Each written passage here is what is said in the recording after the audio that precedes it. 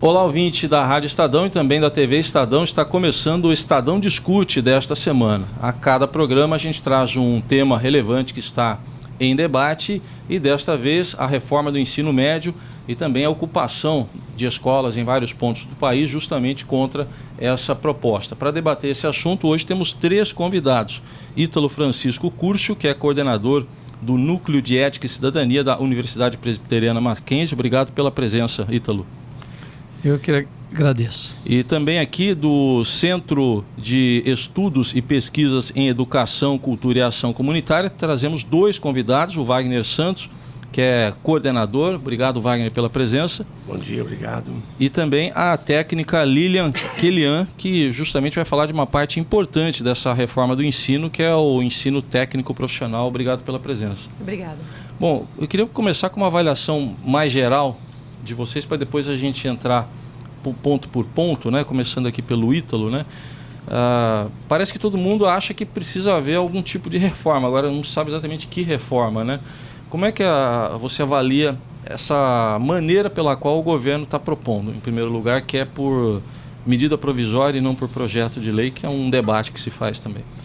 Bem, Raster, eu primeiramente cumprimento a todos, cumprimento aqueles que estão nos assistindo e nos ouvindo, e agradeço pela oportunidade que temos de poder compartilhar um pouco o nosso conhecimento, os nossos estudos, aquilo que nós desenvolvemos na universidade com a formação de professores. E, de fato, em qualquer sociedade avançada, sociedade que se preocupa com a evolução em todos os aspectos, são importantes as mudanças. As mudanças, elas fazem parte de uma sociedade democrática, de uma sociedade que tem o seu caminho na história. Então, nós não podemos ser diferentes. Só que essas mudanças, elas têm que ser pautadas em alguns princípios, em alguns objetivos. Princípios que se fundamentam nas pesquisas, nas universidades, nos centros de formação de profissionais.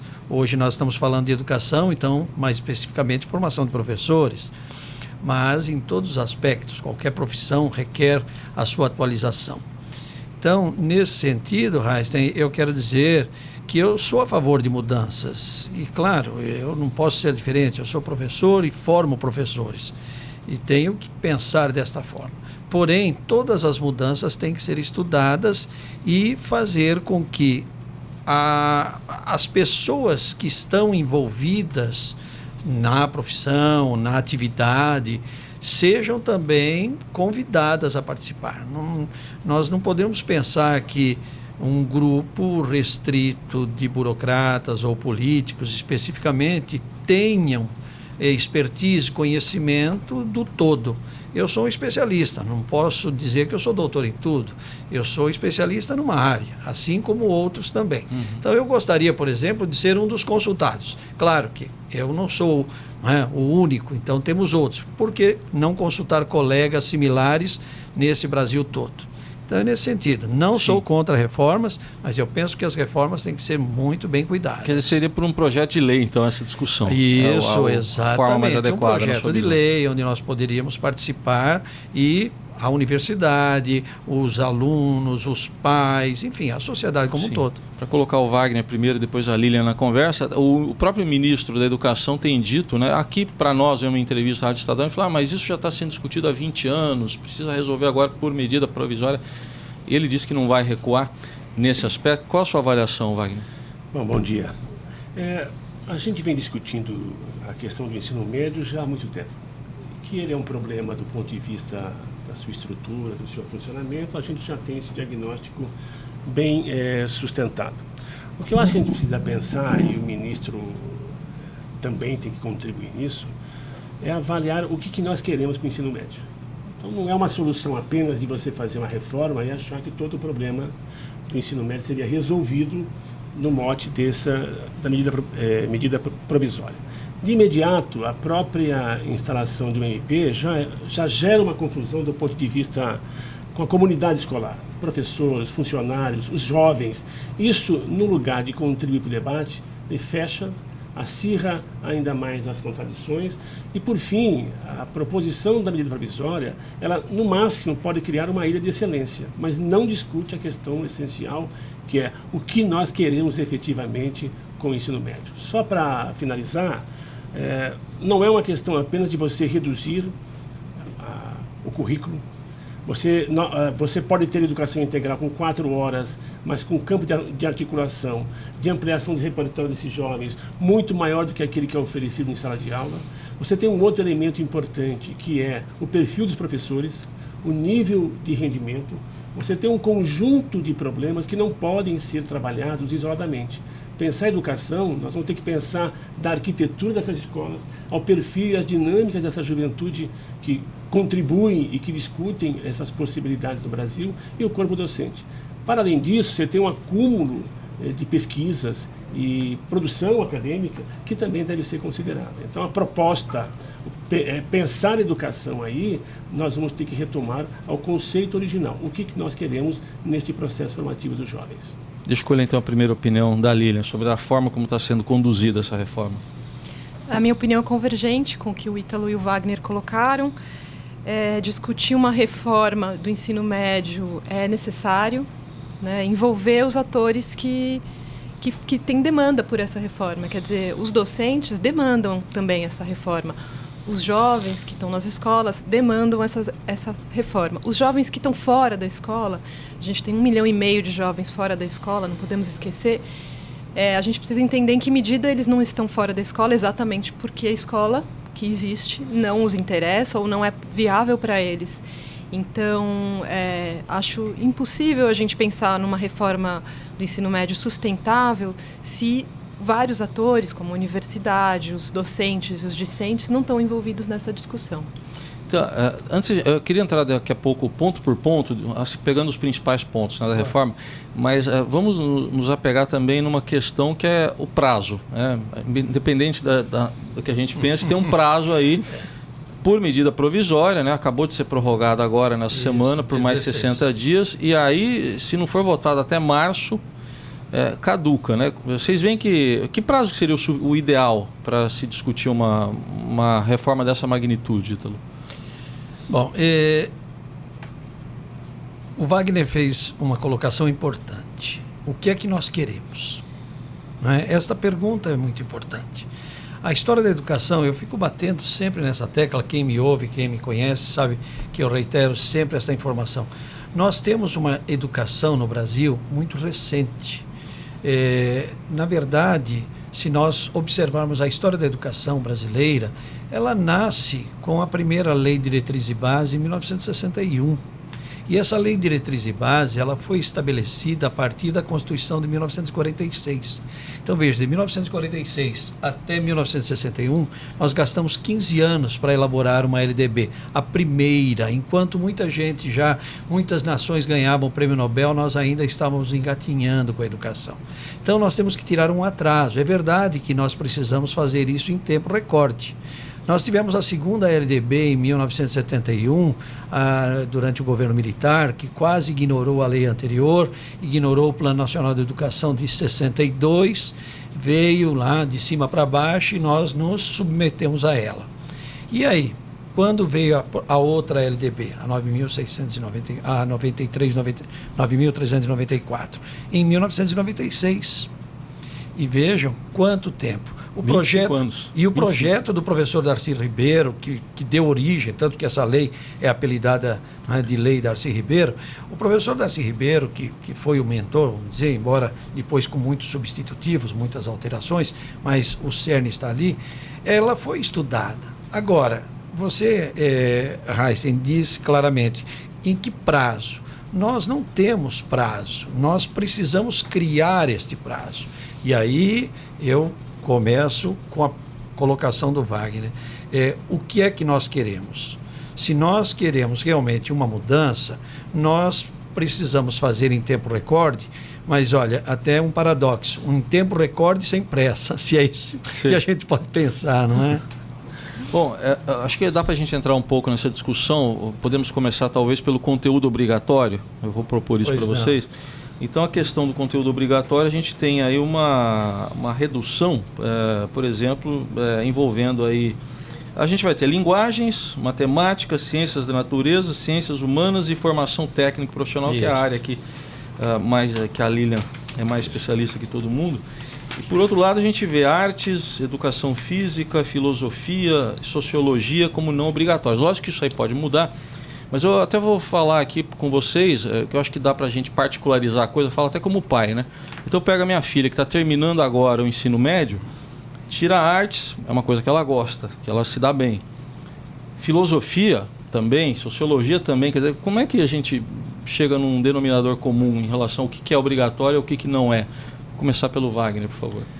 Olha, essa é uma discussão aparentemente complicada, porque quando você reduz todo o processo de formação do jovem em duas áreas, obrigatória, matemática e português, tirando as outras como optativas, você gera, primeiro, uma discussão de que não existe articulação entre os saberes. Então, você prioriza dois e considera que o restante ele pode ou não pode, dependendo das condições e das oportunidades e tais. O que eu acho que a gente tem que redesenhar é porque o problema não está no tamanho do que é ofertado. Na realidade, você pode ofertar muito, você tem que dar escolha para os jovens, mas você tem que oferecer e garantir que essas oportunidades estejam presentes. Então, a sua filha, por exemplo, para ela, o problema não está em não ter arte, ter português ou não ter sociologia para ter matemática. É esse conjunto de possibilidades que ela gostaria de ter como cardápio para, se possível, discutir, investir, produzir pesquisas. Então, esse ensino médio que nós queremos tem que refletir essas condições que nós estamos trabalhando. Se nós, de fato, pensamos que uma nova economia está chegando, que tem uma exigência de uma mão de obra mais qualificada, essa mão de obra mais qualificada pressupõe uma massa crítica mais desenvolvida, um pensamento mais articulado com as condições do país. Portanto, pensa uma escola que oferece oportunidades no campo da formação integral desses jovens, e não específica ou exclusiva. Ítalo, por favor, a sua opinião sobre essa questão. Veja bem, nós, quando recebemos os alunos, os ingressantes, os calouros na universidade, é comum ouvirmos, mas esses jovens ainda inexperientes, numa idade assim quase que precoce, têm que decidir a sua carreira profissional. Nós aí também vivemos um paradoxo. Porque na mesma sociedade que nós dizemos que um jovem de 17, 18 anos é muito novo para decidir uma carreira profissional, o mercado de trabalho ultimamente tem colocado que 40 anos já é o teto. Que estranho. Como é que... Então ele tem que decidir. Como é que se chama na nossa atual LDB o sistema de ensino global? Não se chama educação básica? Por que se chama educação básica? Porque é básica. E educação básica tem que dar uma formação plena. É nesse ponto que nós precisamos discutir. Língua portuguesa e matemática funcionam como linguagem. Eu defendo a tese de que língua portuguesa e matemática são essenciais.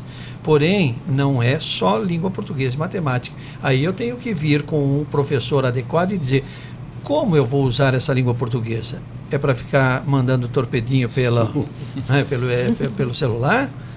E a matemática é simplesmente para fazer as compras do dia a dia? Não. E aí vem as aplicações. Por isso que a plenitude do conhecimento, claro que com superficialidade, nós não estamos formando especialistas na adolescência nem na infância, mas nós precisamos mostrar o todo. E aí eu apelo para a formação do professor, porque se o professor não foi formado adequadamente, ele também não sabe como fazer isso. Então vamos pensar em conjunto, e isso leva um certo tempo. Aliás, eu vou entrar já nesse ponto da formação do professor, que tem uma questão bem polêmica aí que está sendo proposta, né? Claro. Vamos entrar já, mas eu quero saber justamente da Lilian, que trabalha com essa área, né, técnica profissional. Esse viés que está sendo dado é um viés adequado para a formação técnica profissional nessa reforma? Eu acho que, em relação à profissionalização, na experiência que a gente tem no Jovens Urbanos, que é um programa onde a gente trabalha, a gente pode valorizar que a gente pense a profissionalização no âmbito da educação escolar. Isso, historicamente, nas políticas públicas, está muito separado. Mas uma profissionalização que é muito dirigida, ela não corresponde às necessidades do mundo atual e também não corresponde, não dialoga com os anseios juvenis. Então, na experiência que a gente tem com jovens, quanto mais a gente amplia as possibilidades dele, quanto mais ele conhece diferentes perfis profissionais, quanto mais disciplinas ele tem contato, mais possibilidades profissionais, mais possibilidades de inserção e melhores condições de inserção, né? Então, a gente não está pensando numa inserção empobrecida, né? A gente está pensando que a escola pode contribuir para uma inserção muito mais qualificada e para a construção pelo jovem de um projeto profissional. Então, eu acho saudável que a escola seja um espaço onde o jovem pode pensar sobre isso. Então, qualquer reforma de ensino médio deve criar um espaço para essa discussão. Mas não pode ser uma profissionalização estreita. E a profissionalização está em diálogo direto também com as outras disciplinas, né? E até acho que, para fazer um comentário sobre o que deixa de ser obrigatório, né? Primeiro que, assim, não deixa de ser obrigatório necessariamente para o aluno. Deixa de ser obrigatório para o sistema, né? Até onde a gente consegue entender da medida. Ela precisa ser mais detalhada, ou seja, os sistemas de ensino podem ou não ofertar essas 4 disciplinas: artes, educação física, sociologia e filosofia. Agora, se a gente fizer uma leitura do que os jovens estão dizendo, não é muito diferente do que a sua filha está dizendo. Os jovens, em geral, estão dizendo: a gente gosta de artes. Artes é o espaço da expressão juvenil. Sim. Ali na escola. Educação física é o espaço da exprão corporal juvenil. Tem uns que não gostam, são preguiçosos, sempre mas tudo bem. É verdade. É da idade até, né? E a sociologia e a filosofia são espaços onde a gente pode fazer as discussões éticas, onde a gente vai discutir política, onde a gente vai completar uma certa formação cidadã, que os jovens estão mostrando que os interessa. A gente pode divergir deles em vários sentidos, do que eles estão apresentando, mas eles têm profundo interesse por essas áreas, né? Então, eu colocaria aí. Quer dizer, eu acho que você está falando algo importante, que, por exemplo, você é justamente da área técnica e profissional, e me parece que é como se houvesse um conflito. Então eu tenho que valorizar a área técnica e profissional, porque temos que formar empreendedores. Não, nada contra formar empreendedores, não é isso. Mas para isso a gente deixa de lado outras coisas, e pelo que eu entendi, vocês 3 estão mais ou menos nessa mesma linha, né? De que uma coisa não exclui a outra. Não são excludentes. Não são excludentes, né, Ito? Dá para conciliar tudo aí. Eu posso dizer por experiência própria. Eu sou da última geração que ainda se formou pautado na Lei 4.024 de 61. Eu sou do antigo científico. Naquela época existiam 3 áreas. Os mais antigos aqui vão lembrar que nós tínhamos o clássico, o científico e o normal, não é? O clássico era uma área predominantemente nas humanidades. O científico predominantemente na matemática e na ciência da natureza, e o normal formava os professores ou as professoras para o então primário. Mesmo eu tendo feito científico na época, onde havia uma predominância de física, química, matemática, biologia, eu tive filosofia, eu tive sociologia, eu tive desenho geométrico, eu tive artes industriais. Veja, isso era formação plena. Quando veio a Lei 5692 em 71, que foi exatamente, ela começou a vigorar ou a ser aplicada em 1972, eu entrei em 71 e ainda fui contemplado pela lei anterior. Quem ingressou em 72 perdeu tudo isso. Aquela geração perdeu a filosofia, a sociologia, quer dizer, perdeu componentes curriculares de formação de pensamento, formação para discutir opiniões. Nós não queremos robotizar ninguém, nós queremos dar conteúdo para que as pessoas consigam crescer, né, na sua cultura geral, para poder escolher, inclusive, o seu curso superior. Então, eu penso que, particularmente nesse sentido, reduzindo esses componentes curriculares aqui que estão sendo propostos, para mim é um retrocesso, a menos que consigamos discutir uma forma de oferecer esses conteúdos por um outro caminho. Por isso que eu não sou contra reformas, eu sou contra a forma que está sendo feita esta reforma. Interessante isso que o Ítalo está colocando, Wagner, porque ele falou lá no início da lei de 71, nos foi imposta, até porque o contexto da época era uma ditadura militar. Exatamente. E o Ítalo está dizendo aqui que está havendo um retrocesso na avaliação dele, e nós estamos falando disso em, acho que, plena vigência da democracia, por mais falhas que ela possa ter. Como é que você vê esse comparativo desse contexto dessas duas épocas? Eu acho, concordando com o Ítalo, e refletindo o seguinte: a gente vive um momento de refluxo muito significativo. Então, o ambiente político também não ajuda a rentada da SMP. Você não está vivendo uma situação política onde as discussões estão tranquilas. A gente vive um momento político de muito acirramento ideológico. Natural, você está saindo do impeachment, está convivendo com um novo governo, com denominações as mais diversas e tal. O que eu acho que tem um certo rompante no ministro de achar que numa canetada você resolve uma questão da reforma, mas traz com isso também uma solução extremamente ingênua. Você define que 270 mil estudantes conviverão com essa reforma num quadro de mais de 8 milhões de estudantes do ensino médio. Podemos, na melhor das hipóteses, você pode ter aí uma solução fantástica, só que você nada mais vai estar fazendo do que aprofundando ainda mais as desigualdades de oportunidades que você convive na educação.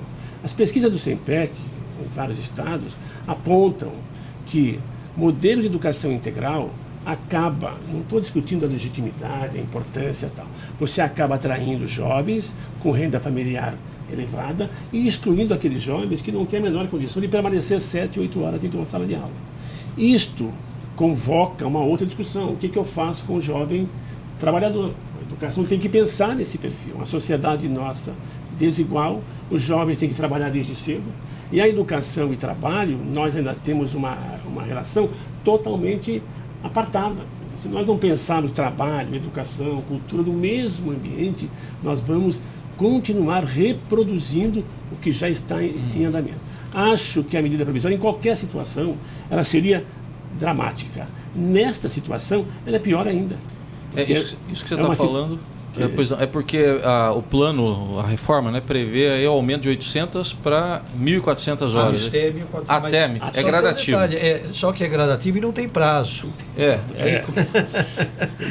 Então, este efeito, esse efeito faz com que ambientes que as oportunidades estão mais próximas, provavelmente se jovens... Lembrando que a LDB atual diz mínimo de 800 horas. Não diz que são 800 horas. Tá certo. A LDB atual, 93/94, diz que é o mínimo de 800 horas. Tenho só um parêntese sobre o financiamento, né? Que o Ministério da Educação vai disponibilizar esses recursos para os estados ampliarem essa carga horária. Isso tem impacto grande, né? Aumentar a carga horária nas escolas. Porém, segundo a medida, o Ministério vai fazer isso por 4 anos. Depois espera-se que os estados estruturem essa medida a partir dos seus próprios orçamentos. Então fica uma dúvida da capacidade dos estados de dar sustentação à continuidade da medida. Hoje, assim, se isso tivesse ocorrido um pouco antes, se a gente estivesse vivendo hoje esse período final de 4 anos, a gente vê como é que estão os estados aí, né? Sim. Não conseguem pagar... muitos deles nem salário para servidor, né? O salário parcelado aí, como no Rio, 7 vezes o salário. O plano, a reforma do ensino médio permite então que um profissional que não tenha formação pedagógica, se eu entendi bem, Ítalo, possa dar aulas como especialista, por exemplo. Como é que você vê isso? A proposta da medida provisória não é necessariamente nos cursos regulares da educação básica. Essa proposta, ela num primeiro momento foi colocada para cursos técnicos, não é? Então, se pretende, se passar a medida provisória, aproveitar profissionais que existem na sociedade, profissionais competentes, que eventualmente se dispõem a serem professores em cursos técnicos, e aí dispensar-se-ia à formação superior. Bastaria apresentar aquilo que foi chamado de notório saber e que a academia costuma usar. Agora, isto, de certo modo, já existe, se nós pensarmos. Isso já existe. O Brasil não tem o número de professores que se demanda. Nós temos carência de professores. São Paulo, talvez, um pouco menos, mas mesmo em São Paulo nós temos falta de professores. Então, o que pode acontecer? Que por conta desta saída, vamos dizer assim, para os cursos técnicos, de repente se encontre uma brecha para fazer o mesmo no ensino regular. Nós somos partidários da ampliação dos cursos de licenciaturas. Os cursos de licenciatura são os cursos de graduação nas universidades, nas instituições de ensino superior que formam professores para a educação básica. E é este professor que nós devemos promover. É o professor formado para ser professor. Eu não posso pensar em ter um professor que vai aprender a ser professor junto com os meus filhos, os meus netos. O jovem estudante não pode ser cobaia, não é? Professor, médico, são profissões que requerem uma experiência prévia para adentrar o ambiente de trabalho, no caso a sala de aula. Então nós precisamos estar atentos que a formação de professores tem que ser ponto de honra, não é? Em qualquer sistema de ensino que nós venhamos a pensar para o país. Quero saber da Lília, então, porque é a área que você atua, né? Como é que você vê isso no ensino técnico, por exemplo, a possibilidade de um profissional do mercado, por exemplo, ser professor? Na verdade, em relação ao ensino técnico, eu não vejo um grande problema da gente ter profissionais com notório saber trabalhando, que eu acho que é temerário e equivocado, inclusive, alguém com notório saber dando aula de sociologia ou sendo coordenador da escola, coisas que eu acho que a medida não está... Tem que ser alguém com formação pedagógica. Acho que a medida não está sugerindo. Mas eu sinto que é mais profícuo, mais produtivo, quando o jovem ele sai do ambiente escolar para acompanhar esse profissional, né, ter uma experiência com esse profissional no ambiente de trabalho do profissional. Né? Então eu fico pensando como é que esse profissional, e aí eu acho que passa pelo que o Ítalo falou, como é que ele vai organizar essa experiência dele profissional para dar aulas, né? Porque é o que vai acabar acontecendo. Ele vai precisar... Uma coisa é ele receber estudantes no seu ambiente profissional e os estudantes estarem um pouco interagindo dentro desse ambiente. Outra é a didática. Outra coisa é ele organizar esse conhecimento, levar para dentro da escola. Será que ele não vai escolarizar tanto isso que perde a essência daquilo que é a experiência dele no contato com o trabalho? Então, eu acho que dá para a gente pensar muito sobre isso e até encontrar soluções melhores do que a medida está sugerindo. Mas, a priori, não sou contra os profissionais que têm notório saber no âmbito da formação profissional ou profissionalizante, né? E não no âmbito da formação acadêmica. Wagner. Olha, eu concordo aí com a Lília e o Ítalo. Eu queria chamar a atenção para o seguinte. Nós reconhecemos que você, nos territórios, na cidade, tem outros saberes que a escola obrigatoriamente não tem que incorporar na sua grade de atividade. Mas isso não significa que vá substituir o professor. Você tem que compor um painel de possibilidades para os jovens circularem na cidade, adquirirem novos conhecimentos e tal. Acho que esse perfil, à medida, ela dá um percurso perigoso. Daqui a pouquinho, a grande crise que você tem, a ausência de professores, formação de professor, você substitui por aquilo que está se chamando o notório saber. Você encontra até a qualificação disso é complicada, o que caracteriza essa especialidade. Acho que a gente não pode fechar esse circuito dizendo que o único e possível saber é dentro da escola, mas a gente também não pode deixar de considerar que é na escola que esses processos, essa formação, a qualificação organizada para o jovem, ali vai se estabelecer, do que jogarmos para uma pretensa ideia de que o mercado pode resolver tudo e acaba não resolvendo nada. Então eu acho que é não fechar essa porta, mas não passar a ideia de que isto resolve o problema da formação dos jovens, buscando alternativas no território para que isso aconteça. Essas coisas já existem com empresas fazendo voluntariado, você tem um monte de iniciativa, mas que está fora do escopo escolar, é outra demanda. É só de não misturar esses cenários sob a garantia de que o jovem está tendo uma formação mais qualificada. Acho que a gente pode entrar no outro aspecto também agora, a questão do ensino de língua estrangeira, para a gente começar aqui, que é tão importante hoje no mercado de trabalho. E pela proposta é só o inglês que passa a ser obrigatório, é isso, né, Lívia? De novo aquilo que eu disse. Talvez a gente, lendo a medida, possa achar que se coloca à disposição do jovem algumas opções. Pode escolher se vai fazer sociologia, pode escolher se vai fazer arte, se vai fazer língua espanhol e tal. Não é isso que está estruturado pela medida. É a rede de ensino que faz essa escolha. Tem muito menos escolha do que aparece numa primeira leitura. Então, as redes que tiverem melhor condição vão oferecer uma série de coisas, inclusive, provavelmente vão oferecer a mais do que está se imaginando, como já oferecem, tem muitas especificidades nas redes, mas os estados mais pobres vão ficar restritos ou vão restringir ainda mais a oferta.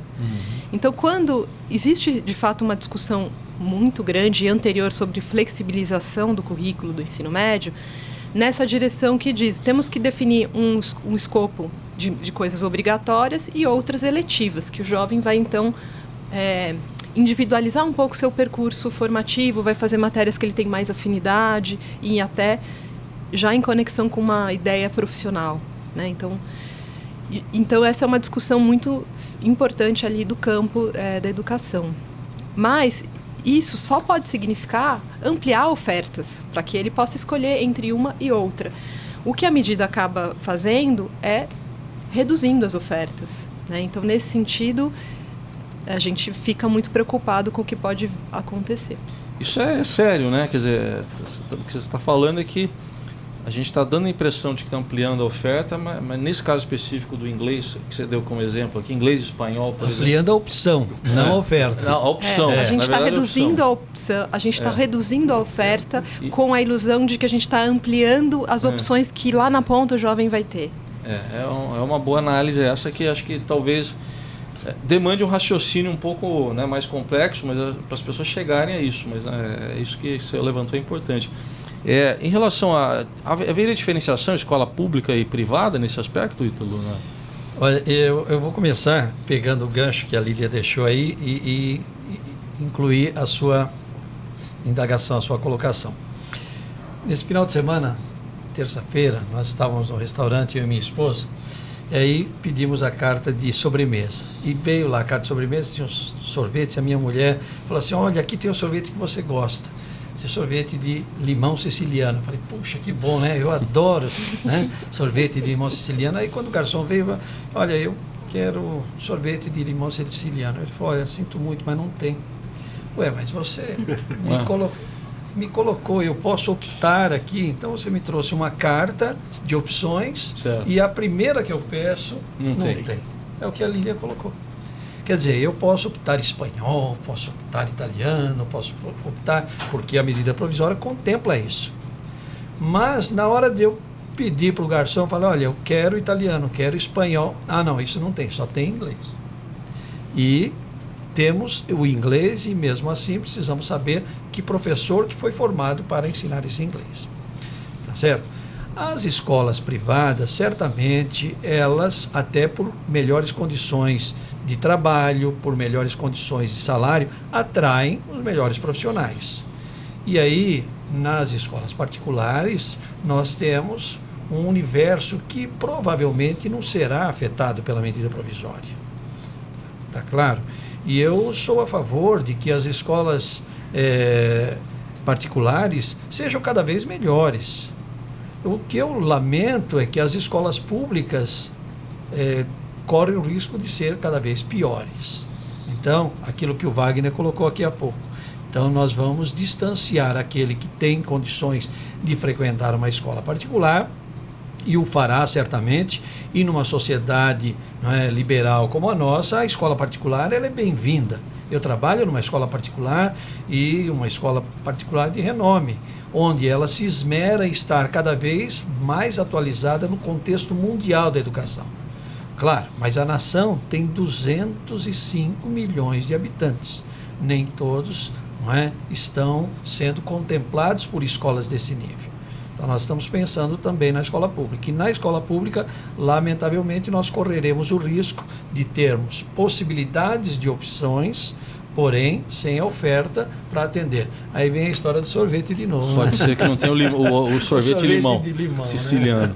Né? Wagner, eu queria uma avaliação sua também nesse aspecto, né? E já entrando pela questão da diferenciação, né? Se é que já existe essa diferenciação escola pública e privada, mas acho que a reforma fala muito do ensino médio, mas a gente tem que considerar o que vem antes também, né?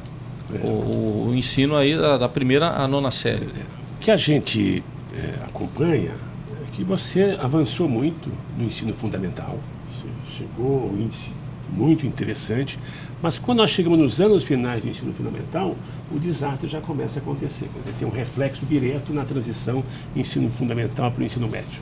Você tem ainda no Brasil um alto índice de defasagem de idade séria, isso muito forte nos últimos anos do ensino fundamental e no ensino médio. Tudo isso propaga e possibilita abandono, evasão, que é um circuito comum, comparativamente, escola pública com escola privada, a distância é muito grande. O que o professor Ítalo estava falando, e eu queria só retomar, é que esse distanciamento que você tem entre escola pública e privada, ela começa a se reproduzir dentro da escola, do modelo público. Escolas de tempo integral atraem mais jovens com perfil econômico melhor, se comparado aos outros que não têm as mesmas condições. Então você vai criando, e no Brasil está repleto disso, não estou avaliando a qualidade, repleto de modelos que reproduzem isso. Você tem, olha, o que aparentemente passa é que aquela escola, aquele modelo está aprovando mais no IDEB, está aprovando mais no Enem, mas no fundo também está excluindo tantos outros estudantes que não tiveram as mesmas condições de acompanhar. Acho que é um equívoco, e a gente concorda com isso, porque quanto melhor for a educação pública, ou deveria ser a educação pública, ela puxa todo o processo para frente. Isso tem impacto lá nos processos seletivos para a universidade, tem impacto nos processos seletivos das empresas. Você tem uma mão de obra extremamente desqualificada, você tem ainda jovens que concluíram o ensino fundamental, chegam no ensino médio com alfabetização muito precária, nível de escolarização muito baixo.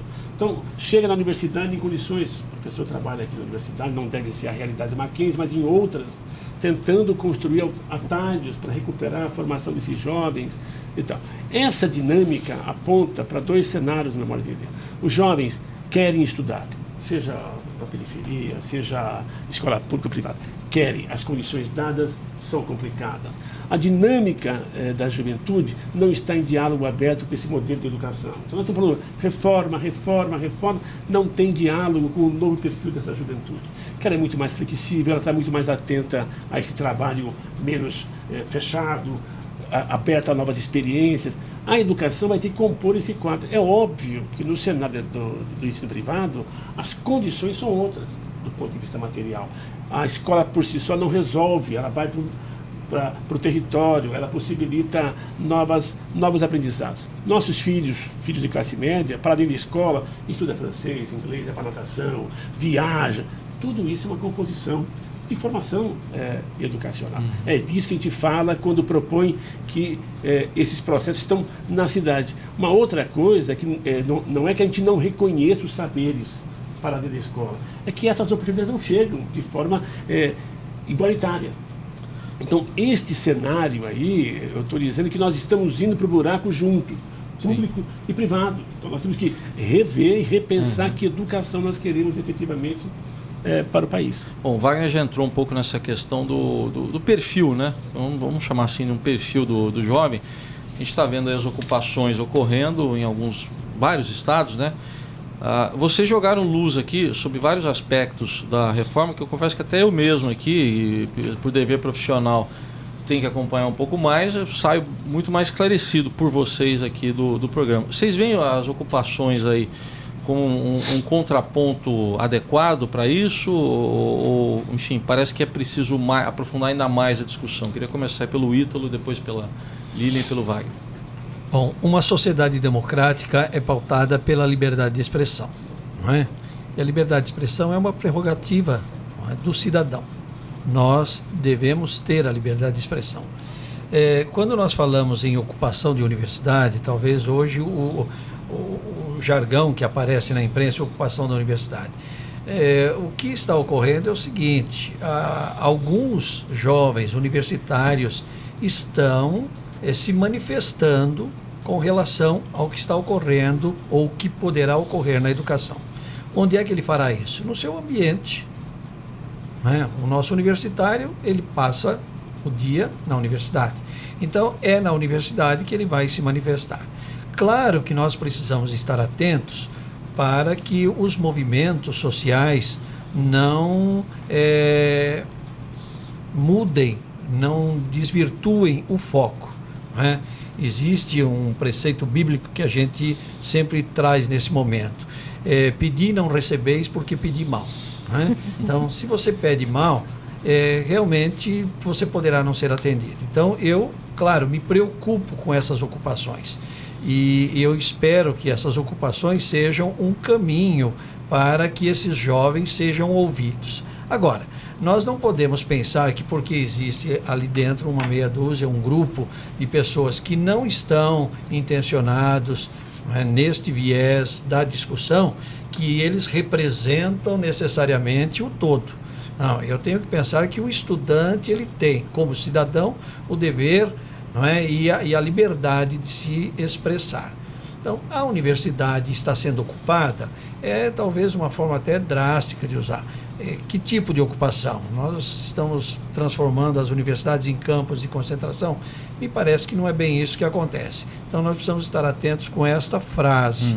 Mas eu vejo que a sociedade como um todo tem que se manifestar, não somente o estudante no campus, mas também nós, como pais, como profissionais. Lilian? Eu acho que a gente pergunta, é a forma adequada de se manifestar? Eu fico pensando, é a forma que eles encontraram de chamar a atenção, de aparecer um pouco para a política pública. Como é que eles seriam ouvidos se não fosse pelas ocupações? Eu tenho um pouco de dúvidas. Aqui em São Paulo, no ano passado, o movimento secundarista começou fazendo manifestações nas ruas, passeatas. Mas era a reestruturação do ensino, que era do governo do Estado, que ia fechar escolas. Exatamente, a reorganização, como foi chamado pela secretaria. Então, eles começaram fazendo passeatas. Eles não foram recebidos, a mídia não deu espaço para falar sobre isso. E aí a ocupação, digamos que foi uma radicalização da estratégia deles, e que se mostrou, em alguma medida, uma estratégia eficiente. Quer dizer, que o governador teve que repensar e se colocar publicamente. Recuou, né? Recuou. E a ocupação tem um aspecto que eu acho que é interessante, que é assim, a posição dos jovens secundaristas e universitários, ela vai se aprimorando na ocupação, porque eles começam a se encontrar e discutir diferentes aspectos. E como a gente estava vendo no primeiro bloco, não é simples entender uma medida provisória, E eles ainda estão diante de um desafio maior, que eles estão discutindo a medida provisória e a questão da PEC 55. Sim, tem a PEC do teto também, né? Então, é muita coisa para eles estudarem. A PEC, particularmente, é um assunto muito complexo e técnico, que afeta muitas dimensões da gestão pública. Então, de alguma forma, tem uma eficiência eles se encontrarem várias vezes na escola ou na universidade para pensar sobre isso. É muito rico. Agora, é claro, e eles também não reivindicam serem ouvidos exclusivamente. Então, é claro que tem que ouvir os docentes, as universidades, os gestores públicos, o CONSED, que é essa organização que reúne todos os secretários de educação. Quando uma política pública desse porte vem ser estruturada, há muitas dimensões e muitos atores que precisam conversar. E para mim, o papel do Ministério da Educação é ser mediador, porque esses conflitos entre Mas na grupos educação vão precisa surgir. saber ser mediador, né? Tem que Faz ser parte da muito educação ser mediador, né? um de bom conflitos. mediador, um bom comunicador. Eu já acho super pouco estratégico começar uma discussão dessa forma, com medida provisória. Já ganhou a antipatia geral. Sim. Só na forma como ela se apresenta. Né? Que a gente volta aqui ao que a gente iniciou o programa, né? Que é a questão aí da forma como está sendo proposta aí a reforma. Queria saber do Wagner a opinião agora. Olha, as ocupações, principalmente essas do movimento secundarista, porque eu acho que teve um impacto muito grande, começou em São Paulo muito forte, agora está quase no Brasil inteiro.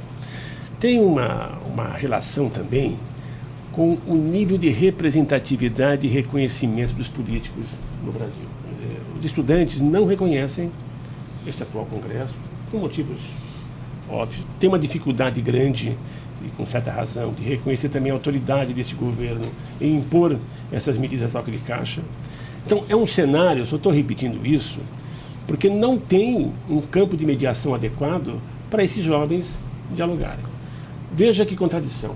O ensino médio, o ensino público, centenas e centenas de problemas. Quer dizer, a gente sabe que as escolas têm falta de professor. Você tem um cenário que os jovens, em tese, poderiam dizer o seguinte: ótima reforma chegou.